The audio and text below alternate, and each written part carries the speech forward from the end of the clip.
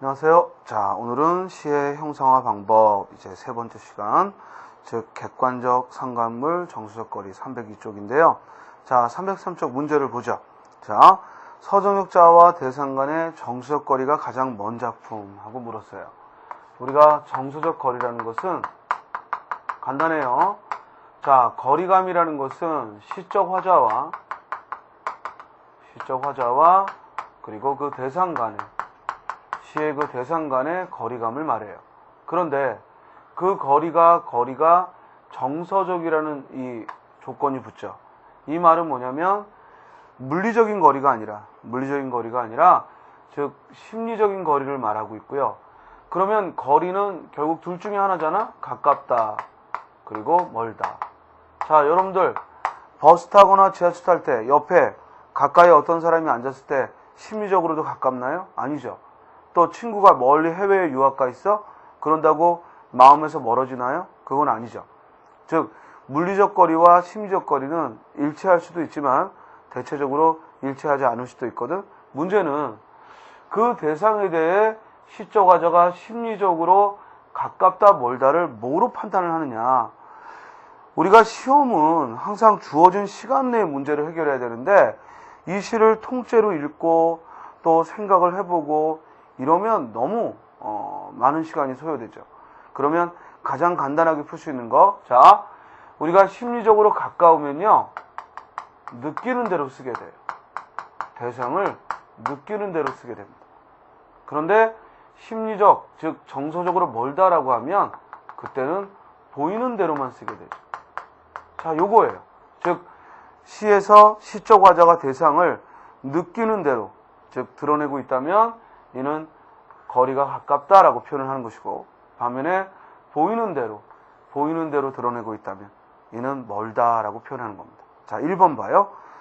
그립과 시음에 가슴 조이던 먼 젊음의 뒤안길에서 이제는 돌아와 거울 앞에선 내 누님같이 생긴 꽃이여. 자, 우리가 국화라는 이 꽃을 시적 대상으로 삼았는데 뭐라고 표현했냐면 내 누님같이 생긴 꽃이라고 했어요. 그리고 또 노란 내 꽃잎이 피려고 간밤에는 그렇게 무서리가 내렸다라고 표현했죠. 어떻게 했어요? 느끼는 대로 썼죠. 따라서 정수적 거리가 가깝다. 그러면 1번이 이제 가깝다니까 이제 2번, 3번, 4번에서 혹시 먼 게 등장하는지 이렇게 판단을 하면 되죠. 자, 2번 봐요.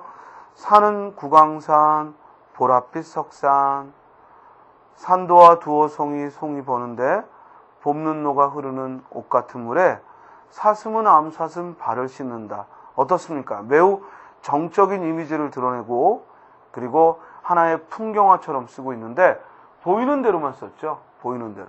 그러면 여기 산도화라는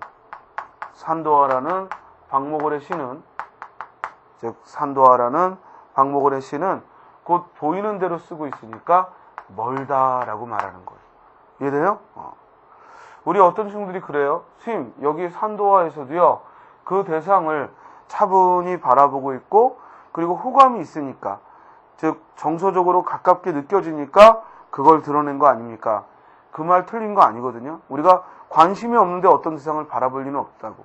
그런데 지금 시험에서 물어보는 정수적 거리감이라는 것은, 즉 그와 같이 어차피 시는 어떤 대상을 시의 화자가 노래하고 있다는 것은 시인의 눈에 그 대상이 들어왔고 관심을 갖는다는 거야. 그럼 똑같은 관심을 갖고 있는 거에 대해서 이 시인이 정수적 거리상 어떻게 느끼느냐 이걸 물어보는 거니까, 지금 방금 말씀드린 대로 이와 같은 느끼는 대로 썼느냐 보이는 대로 썼느냐 이런 간단한 방법으로 접근하는 것이 가장 좋습니다. 따라서 산도화는 보이는 그대로 썼죠. 사실은 이 풍경은요 실제 있는 장면이 아니야. 즉 우리 이 자연물에서 이렇게 멋진 풍경 속에 사슴이 조심스럽게 발을 씻고 있는 장면, 이건 실제 장면이 아니죠. 즉 모두 이 화자가 작가가 머릿속으로 떠올려본 우리 동양적 아름다운 자연의 세계란 말이에요. 그래서 그 표현하는 데 있어서 즉 산도화라는 시는 보이는 대로 쓰고 있으므로 멀다라고 판단하지. 그럼 답은 1번 아니면 2번이죠. 자, 3번 봤더니 도리어라 나는 여기 절정 바다가 바라보는 꼭대기에 앉아 종일 잠잠하는 돌이어라. 자, 내가 돌이라고 했어요. 그만큼 어때? 느끼는 대로 일체감을 느끼고 있으니까 이때 돌도, 그죠? 돌도 가깝다라고 판단할 수 있죠. 4번 모란이 피기까지 나는 아직 나의 봄을 기다리고 있을 테요. 모란이 뚝뚝 떨어져 버린 날 나는 비로소 봄을 여인 서름에 잠길 테요. 자, 나는 모란을 기다리고 그리고 모란이 떨어져 버리면 나 역시 서러움에 잠긴다라고 했으니까 대상을 어떻게 보고 있어요? 느끼는 대로 보고 있죠. 그렇다면 모란이 피기까지는 이 시 역시 즉 가깝다라고 판단할 수 있죠. 그래서 1번, 3번, 4번이 모두 가깝다라고 판단할 수 있으니까 정답 몇 번? 2번. 다음 이제 역설의 즉 문제를 보겠습니다. 출제 유형 1번 304쪽. 다음 시의 기역 미음 중 역설이 쓰이지 않은 것이라고 했습니다. 날과 밤으로 흐르고 흐르는 남강은 가지 않는다. 자, 우리 역설이란 그 문장 내에 모순 형용이 드러나야 돼요. 모순되는 꾸밈이 드러날 때, 모순 형용이 드러날 때 우리가 이를 역설이다라고 합니다. 따라서 남강은 분명히 흐르고 흐른다라고 했는데 뒤에서 가지 않는다, 모순되죠? 따라서 역설의 방법을 썼다. 다음, 바람과 비에 우두커니 서 있는 촉성루는 살 같은 광음을 따라서 다름질 칩니다. 자, 촉성루가 앞에는 뭐라고 했어? 우두커니 서 있는 이라고 표현했어. 근데 뒤엔 뭐라고 했어? 다름질 친다고 했어요. 즉 좀 전까지만 해도 우두커니 서 있는 촉성루라고 했는데 다음에는 다름질 친다라고 했으니까 역시 모순되죠? 역설. 농기여 나에게 울음과 웃음을 동시에 주는, 자, 울음을 주는 슬픈 존재이면서 동시에 기쁨을 주는, 즉 웃음을 주는 존재다라고 했으니까 역시 역설이죠. 리을 번, 그대는 조선의 무덤 가운데 피었던 좋은 꽃이 하나다. 그래서 그 향기는 썩지 않는다. 나는 시인으로 그대의 애인이 되었노라. 자, 농계를 향해서 그대는 나의 애인이요 좋은 꽃의 하나다라고 표현했어요. 이때는 역설적인 모순 형용이 안 보이네요. 정답 몇 번? 4번. 자, 미음에서도 그대는 어디 있느냐라고 하고 죽지 않은 그대라고 했죠. 죽지 않은 그대라고 했는데 뒤에는 뭐야? 이 세상에 없구나라고 했어요. 자, 죽지 않았다면 이 세상에 없다는 말은 어울리지 않죠. 따라서 모순 형용이 드러나고 있으므로 정답은 4번으로 해야겠습니다. 자, 출제 유형 2번. 다음 시에 시적 긴장을 형성하는 요소 밑줄 치고 시적 긴장을 형성하는 요소라고 했어요. 이 말은 뭐냐면 이 시에서 어떤 시적 긴장감이 유발되는 요인을 찾아보라라고 했습니다. 그러면 여러분들 시를 읽으면서 긴장감, 곧 긴장은 언제 오나요? 나의 처지와 상황이 즉 일치하지 않을 때, 곧 모순된 장면을 찾으면 돼요. 모순된 장면에서 시적 긴장이 여겨지겠지. 나의 지식이 독한 회의를 구하지 못하고 내 또한 삶의 애증을 다 짐지지 못하여 병든 나무처럼 생명이 부대낄 때, 자, 병든 나무처럼 생명이 부대낀다라고 했는데 가장 생명에 대한 간절한 욕망이 있을 때 오히려 저 머나먼 아라비아 사막으로 가자 했어요. 아라비아 사막은 뭐야? 즉 생명이 살기에는 더 힘겨운 처지인데 우리가 이열치열해, 그죠? 이열치열의 방법으로 생명이 부딪힐 때 아라비아로 가자 했어요. 거기는 한 번 뜬 백일이 불사신같이 장렬하고 일체가 모래 속에 사멸한 영겁의 허적에, 허무와 정막에 오직 알라의 신만이 밤마다 고민하고 방황하는 열사의 끝. 따라서 이 아라비아 사막은 오히려 생명이 숨쉬기 힘든, 즉 생명이 존재하기 힘든 그런 강렬한 곳인데 내가 생명이 부딪힐 때 이 아라비아 사막으로 가서 치열하게 대결을 하겠다는 얘기입니다. 그러므로 이 시에서 긴장을 요소하는 건, 즉 긴장을 드러내는 요소는 이렇게 생명에 부딪히는 그런 상황에 일부러 가장 생명이 존재하기 힘든 사막으로 가겠다는 얘기니까 역설적 발상이 가장 두드러진다. 정답은 2번이 되겠습니다. 자, 이제 307쪽의 문제를 보면요. 출제 유형 1번에 자, 요즘 가장 많이 등장하는 우리 시 문제, 우리 공무원 시험에서 가장 많이 등장하는 유형 중에 하나인데요. 다음 시에 서정적자의 태도를 바르게 설명한 거였습니다. 자, 우리 서정적자란 시에서 노래하는 이를 말하고 시에서 말하는 이 시적 화자, 서정적자가 어떤 태도를 취했느냐라는 것은 곧 주제와 밀접하고 그리고 그것은 시적 대상과 매우 즉 시적 대상을 어떤 태도로 바라보느냐라는 겁니다. 자, 선생님이 아까 시적 대상은 뭐라고 그랬어? 제목이야, 제목. 즉 여기서 추천, 이 서정제 추천사라는 즉 시인데요. 추천이 이 시의 대상이야. 추천이 뭐야? 근회탁이에요. 그러면 이 시의 화자인 춘향은 이 근회탁이라는 행위를 어떻게 대하고 있는가? 이걸 물어보는 거죠. 향단아, 근회줄을 밀어라. 먼 바다로 배를 내을 밀듯 향단아. 즉 향단아 하고 부르는 소리에서 우리는 시의 화자가 춘향임을 짐작할 수 있고,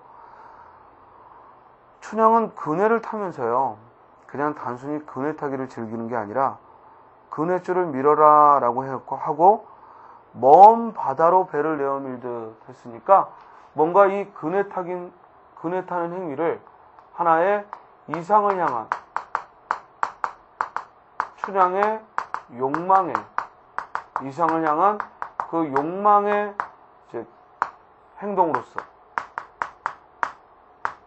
행동으로서 근회 타기를 본 거예요. 그러니까 먼 바다로 내어 밀듯. 그래서 먼 바다는 곧 춘향이 지향하는 바죠. 그 먼 바다를 향해 가려면 그네를 힘껏 밀어라 라는 거예요. 이 다소곳이 흔들리는 수양버들 나무와 베갯모에 놓이 듯한 풀꽃더미로부터 자잘한 나비 새끼 꾀꼬리들로부터 아주 내어밀듯이 향단아. 자, 그러면 춘향이 벗어나고 싶은, 현재의 춘향이 벗어나고 싶은 것들은 밑줄 쳐요. 수양버들 나무, 풀꽃더미, 그리고 꾀꼬리죠. 이런 것들을 벗어나서 곧 현실의 제약들, 현실의 이 제약들을 벗어나서 그네를 타고 먼 바다를 향해 가고 싶다는 거예요. 다음, 산호도 섬도 없는 저 하늘로. 자, 이번에는 하늘로 그것이 표정됐죠. 저 하늘로, 산호도 섬도 없는, 그럼 산호와 섬도 밑줄 치고, 이거 역시 뭐야? 춘향을 옥죄고 있던 현실의 제약이지. 산호도 섬도 없는 저 하늘로 나를 밀어 올려다오. 채색한 구름같이. 자, 그 그네를 타는데 구름같이 나를 밀어 올려달라. 그러니까 그만큼 가볍게 나를 밀어 올려달라. 이 울렁이는 가슴을 밀어 올려다오. 자, 여기서 춘향의 간절한 바람, 그 먼 바다 하늘을 향해 가는 춘향의 간절한 바람이 최고조에 이르죠. 울렁이는 가슴이다라는 건 그네 많이 타서 멀미나는 게 아니야. 그게 아니고 즉 그만큼 춘향의 간절한 바람이 최고조에 갔다는 거지. 그런데 여러분들 한번 생각해봐. 이 그네를 타는데 더 높이 올라가고 싶어. 그래서 아예 그냥 정점에, 정말 울렁일 만큼, 어지러울 만큼 그네가 정점에 갔어. 그러면 이 그네가 고장난 게 아니라면 이 올라간 만큼 그네는 어때? 다시 내려오겠죠. 그죠? 결국 춘향의 그 바람은 궁극적으로 실패로 끝났어. 즉 춘향이 원했던 세계를 향해 가는 것으로 끝나는, 해피엔딩으로 끝나는 게 아니라, 즉 춘향은 결국 그 그네를 타고 있기 때문에 다시 제자리로 돌아올 거란 말이에요. 그래서 이 다음에 서울로 가는 달같이는 나는 아무 데도 갈 수가 없다. 즉 서울로 가는 달같이 불교 사상이 들어있는 거죠. 그렇게 무심함으로, 그렇게 무심하게 즉 욕망을 떨치고 그렇게 갈 수는 없더라. 즉 춘향의 뭐야? 한계가 나왔지. 자, 최고조에서 즉 울렁이는 가슴을 밀어 올려다오 3년에서 최고조에 올랐다가 그리고 그렇게 갈 수는 없다. 사연에서 춘향의 좌절이 또는 한계가 드러나죠. 그러나 그네는 또 다시 또 올라가지. 바람이 파도를 밀어 올리듯 그렇게 나를 밀어 올려다오 향단아. 자, 마지막은 다시 어때? 춘향의 바람으로 끝나고 있어요. 따라서 시조과자의 태도는 그네를 타면서 뭘 하고 싶은 거야? 즉 자신의 이상을 추구하고 싶어하는, 또 현실의 제약을 벗어나고 싶은 욕망을 드러냈죠. 따라서 1번 포기한다 틀렸지. 제약에서 벗어나고 한다, 나고자 한다. 정답 몇 번? 2번이죠. 3번은 왜 안 되냐면 인간의 근원적 고향을 그리워한다고 했는데 이 시에서 그 근원적 고향, 그런 의미로서 즉 하늘이나 또는 먼 바다가 쓰였다고는 볼 수 없고요. 다만 그곳이 어떤 곳인지는 모르겠지만 현실의 춘향을 가로막고 있던 그런 제약들을 벗어나고 싶은 세계인 건 맞죠. 있나요? 또 그것이 그렇게 비현실적이고 환상이라는 것은 또 이 시에서는 찾아보기 어렵습니다. 정답은 2번. 자, 출제용 2번. 밑줄 진 시어에 내포된 시적 화자의 모습 그랬습니다. 자, 화자의 모습이란 곧 그 시의 뭐야? 역시 주제와 밀접하죠. 자, 이 시는요, 귀천이에요. 귀천. 제목이 귀천이에요. 즉, 하늘로 돌아가겠다. 제목이 귀천. 하늘로 돌아가기. 결국 이 시에서 서정육자는 이 세상을 소풍이라고 표현하고 그리고 소풍을 마치거든 하늘로 가는 것이다. 즉 죽음이라는 것을 이 세상이 아닌 즉 하늘로 돌아가는 것. 하늘로 간다라고 하지 않고 돌아간다라고 했어요. 결국 원래 즉 근원적인 세계로 다시 돌아가는 것으로 즉 삶을 본 거지.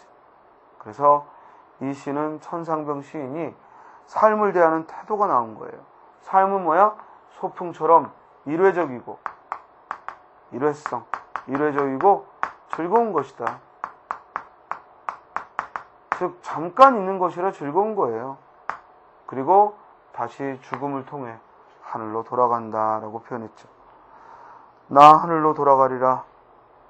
새벽빛 와닿으면 쓰러지는 이슬 더불어 솔에 손을 잡고 나 하늘로 돌아가리라. 노을빛 함께 단둘이서 기슭에서 놀다가 구름 손짓하면 나 하늘로 돌아가리라. 아름다운 이 세상 소풍 끝내는 날 가서 아름다웠더라고 말하리라. 자, 그럼 이 시에 내포되고 있는 시조가자의 모습은 바로 이 현실에서의 삶을 소풍이라고 보았고 그만큼 매이지 않고 소유하려 들지 않고 자유롭게 삶을 누렸다는 것을 추리해 볼 수 있죠. 그래서 정답 몇 번? 3번. 무엇에도 얽매이지 않는 자유로운 삶으로서 즉 세상을 보고 있습니다. 자, 우리 그 고은 시인의 시 중에 아주 짤막한 시 중에 이런 게 있어요. 이승 아니면 저승, 이승 아니면 저승, 이승 아니면 저승 아니면, 즉 우리가 상상하는 건 살아있을 때 이 세계와 그리고 죽어서 가는 저 세계. 그러면서 뭐라고 썼냐면 이승 아니면 저승 아니면, 그래서 답답하다고 씁니다. 이게 이 시예요. 짧은 시인데 뭔가 좀 와닿는 게 있지 않아? 즉 우리가 상상력을 아무리 발휘해도 결국에는 뭐 기독교에서 말하는 천국이든 또는 불교에서 말하는 윤회, 즉 되풀이든 결국 우리는 이곳 아니면 저곳 기껏 생각하는 게 거기에 그친다는 거죠. 그래서 이런 시는 이제 천상병 선생의 시하고는 또 경향이 좀 다르지. 이런 시에서는 결국 살았든 죽었든 삶이 한계가 있고 매우 답답하다. 이런 또 태도를 취하죠. 자, 출제용 3번에서 다음 시를 읽고 물음에 답하라. 이 4천만이 아는 시야. 즉 진달래꽃이죠. 1번. 이 시에서 표현된 서정적자의 정서가 아닌 거. 1번. 사랑의 체념 있지. 나보기가 역겨워 가실 때 말없이 고이 보내준다 했잖아. 말없이 고이 보내준다. 밑줄 체념이죠. 2번. 슬픔의 의지적 승화. 맞죠? 마지막에 뭐라고 했어? 즉 마지막이 아니지. 그렇게 나를 역겨워 이별하는데 영변의 약산 진달래꽃을 아름따다 가시는 길에 뿌리고 그리고 그것을 사뿐히 들여받고 가라 라고 했으니까 슬픔을 승화하고 있고 현실에서의 불안 관계없죠. 이미 님이 나를 보기 역겨워한다라고 표현했기 때문에 현실에서의 불안을 드러냈다라고 보기는 어렵고 자 인고의 정성 인고가 뭐야? 참고 견디는 거야. 어디에 있어? 마지막에 나보이가 역겨워 가실 때에는 죽어도 아니 눈물 흘리리다. 자, 우리 죽어도 울지 않겠다. 아무리 괴로워도 슬퍼도 죽어도 울지 않겠다. 이거 우리가 사자성어로 즉 A 불비의 정신이라고. 슬프지만 그러나 불비 울지 않겠다. 그래서 A 불비의 태도다. A 불비의 정신이 마지막에 드러나고 있습니다. 정답은 3번, 2번. 이 시의 서정자의 태도. 이별을 원망한다? 아니죠. 체념하고 그러면서도 슬퍼하지 않겠다라고 했고 대상과의 화해를 열망한다. 그건 아니죠. 다시 만날 것을 기약하거나 그런 노래는 아닙니다. 이상적 세계의 노래 전혀 상관없고요. 4번 인종으로 역경을 이겨내려 한다. 그렇지. 견디고 참는 것으로. 그래서 마지막 가시는 길에 진달꽃을 뿌리면서 본인은 죽어도 울지 않겠다라고 드러냈습니다. 정답은 4번. 자, 출제용 4번. 가와나에서 공통적으로 확인할 수 있는 거. 가는 윤동주의 십자가예요. 자, 이 시에서 시적자는 십자가를 보며 나도 저렇게 예수님처럼 모가지를 들이우고 꽃처럼 피어나는 피를 흘리겠다. 자기 희생을 다짐하는 거죠. 그렇게 사랑과 이상을 추구하기 위해 자기 희생을 감수하겠다. 그런 성찰의 태도를 보이고 있고요. 나에서 즉 제망매가라는 19채 향가죠. 자, 우리가 향가는 4구체, 8구체, 19채 세 가지 형태로 이루어진 정형시입니다. 즉 신라의 노래고 신라 때부터 고려 초까지 불려졌는데요. 이게 특별한 건 향찰로 표기되어 있죠. 그래서 우리나라 최초의 기록문학이고 최초의 기록문학이면서 정형시입니다. 즉 향가는 최초의 기록문학이면서 정형시죠. 자, 그리고 이 향가는 삼국유사에 14수가 전하고 삼국유사에 14수가 전하고 그리고 균여전에 11수가 전합니다. 그리고 4구체향가, 8구체향가 그 종류는 서울시에 대비해서 국가직이나 지방직에서는 거의 이런 단답형을 묻지 않는데요. 아직도 서울시에서는 묻고 있으니까 즉 외워놔야죠. 자, 4구체향가 4개 즉 서, 풍, 헌, 도 하고 외우면 돼요. 최초의 향가 서동료, 서동료, 풍요, 헌화과, 도솔가, 사구체한가 네 작품이 있고요. 자, 팔구체한가 두 작품이 있어요. 팔구체한가, 즉 모처 두 작품, 팔구체한가. 그래서 모 하면 모죽지란가, 모죽지란가, 처 하면 처용가. 그래서 팔구체한가 두 작품, 모죽지란가와 처용가가 있습니다. 자, 그래서 서울시 대비해서는 알아두시고요. 자, 이 위에 나머지는 모두 뭐예요? 19체 행가입니다. 그럼 여기 써 있는 월명사에 제 막내가 역시 19체 행가죠. 19체 행가.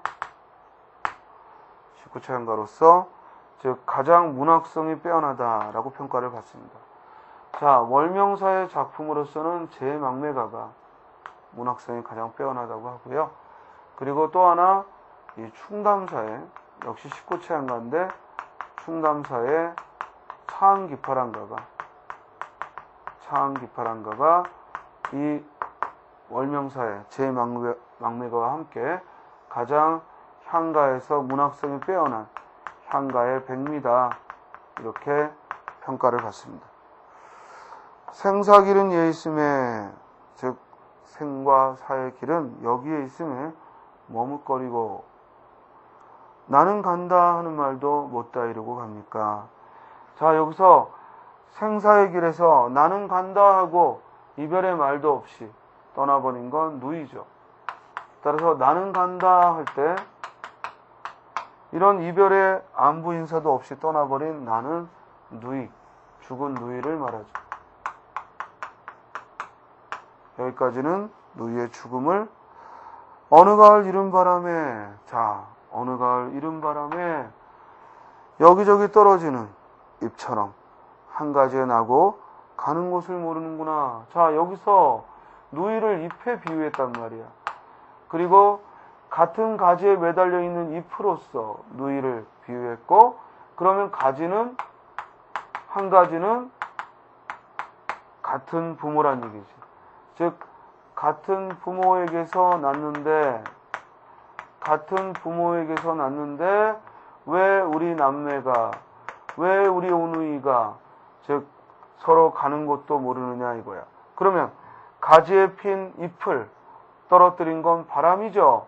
그러면 바람은 결국 잎을 지게 한 것이고, 따라서 바람은 죽음을 상징하는 것이겠지.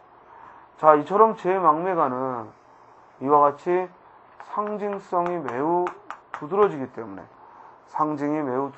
때문에, 문학적으로 높이 평가를 하는 겁니다. 그래서 여기서는 삶의 무상함을 썼어요. 즉, 같은 부모 밑에서 낳는데도 서로 헤어질 때는 즉, 서로의 안부를, 즉, 언제 죽을지 안부를 알 수 없으니까 결국 인생의 무상함, 삶의 무상함을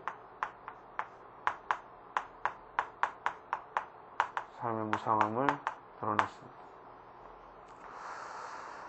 자, 미타 차례 만날라. 여기 라는 감탄사는 19체 향가가 갖고 있는 특징입니다.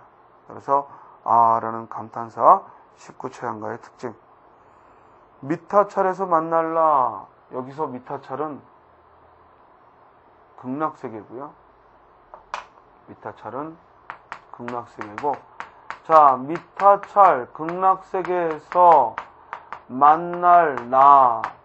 여기서 나는 돌을 닦으며 기다리겠노라 라고 했으니까 이때 나는 뭐예요? 월명사 자신을 드러내죠. 자, 그러면 이 노래의 제 막내가는 누이의 죽음을 대해서, 즉 이와 같은 불교 사상으로 이를 극복해 보겠다는, 즉 신앙으로 형제의 즉 이별을, 죽음으로 인한 사별을 극복하겠다는 그런 태도를 드러내니까 제 막내가는 순고미가 드러나죠. 그런데 위에 가의 시에서도 윤동주는 윤동주는 즉 자신에게 주어진 삶에 있어서 십자가를 보며 그와 같은 태도로 살겠다고 했으니까 역시 공통된 정서는 둘 다 숭고미를 드러내고 있는 거예요. 1번 의지의 표출 정답이죠. 즉 가나 나나, 가는 예수님의 정신을 가지고 이를 극복해 보겠다는 것이고, 반면에 나는 불교 신앙을 통해서 이를 극복하겠다는 것이니까 둘 다 숭고미가 드러난다. 그리고 의지의 표출이다라고 답할 수 있습니다. 됐습니까? 자, 십자가 잠깐 보죠. 쫓아오던 햇빛인데 이때 햇빛은 양심이죠. 나를 막 뒤쫓아오는 햇빛, 양심이죠. 쫓아오던 햇빛인데 지금 교회당 꼭대기 십자가에 걸렸습니다. 자, 그 나를 쫓아오던 양심이 십자가를 비친 거예요. 첨탑이 저렇게 높은데 어떻게 올라갈 수 있을까요? 망설임이죠. 즉 처음부터 십자가를 비추니까 아, 이게 나의 숙명이군 하고 따라간 게 아니라 처음에는 두려움과 망설임을 보이는 거예요. 종소리도 들려오지 않는데 휘파람이나 불며 서성거리다가 괴로웠던 사나이 행복한 예수 그리스도에게처럼, 역설법이죠. 괴로웠는데 행복하다라고 했으니까 역설법을 썼고, 십자가가 허락된다면, 즉 예수님과 같은 그 십자가가 내게 허락된다면 모가지를 들이우고, 즉 헌신의 자세죠. 꽃처럼 피어나는 피를, 즉 나의 사랑의 열정, 또 이것이 조국이 됐든 어떤 자기 삶을 바르게 살겠다는 삶에 대한 의지이든, 즉 그 열정을 어두워가는 하늘 밑에, 이때 어두워가는 하늘은 뭐야? 일제강점기의 그런 즉 현실을 어두워가는 하늘이라고 상징적으로 표현했고, 조용히 흘리겠다 하면서 즉 예수가 보여줬던 그 헌신과 사랑의 자세로 이와 같이 어려운 현실을 극복해 보겠다는 의지를 드러낸다라고 말할 수가 있겠습니다. 자, 여기까지 여러분들하고 시의 형상화 방법을 봤고요.